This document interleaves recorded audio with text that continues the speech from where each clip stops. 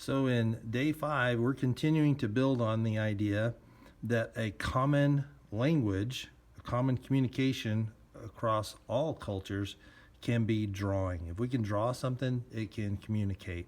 So we need to communicate properly if we're going to build something.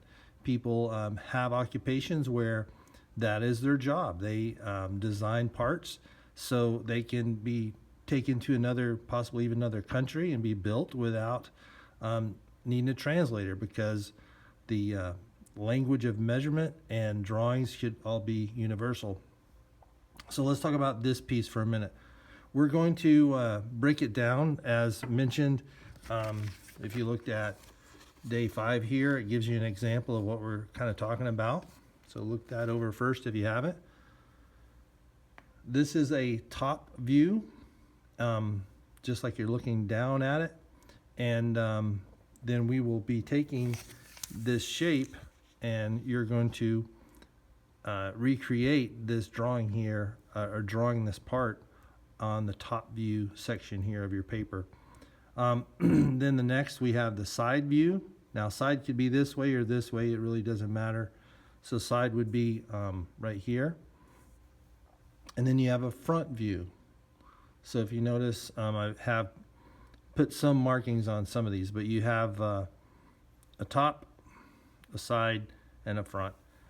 So before we begin to put these on here, to copy this shape on here, some items that you might be looking at, or engineers might be planning, are much bigger than a piece of paper. So that's where scale comes in, and we're going to look at scale today.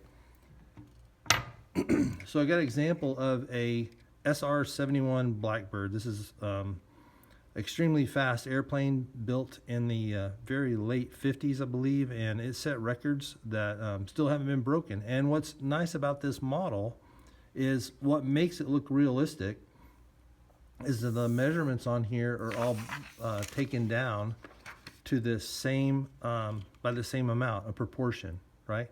So if you notice something that might not be proportionate on here are these wheels. So in this, in the real SR-71, it has retractable landing gear, and this one is just, of course, a little toy. So these parts right here kind of take away the realism from it. But if we were to take the landing gear off, then there wouldn't be anything that kind of triggered in our mind that, hey, this is not the exact scaled down version of it, right? It would give it that feel of, hey, this is really what it would be in the shapes. So same way with the Hot Wheels. Hot Wheels, they look really nice because everything is scaled down by the right proportions.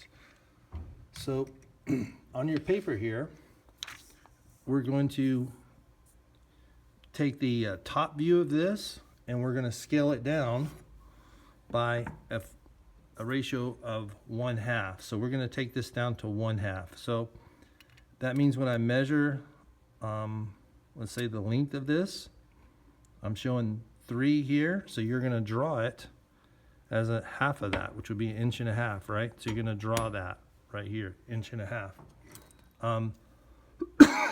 So you go ahead and make the line to 1.5 inches. Then let's check the width of it.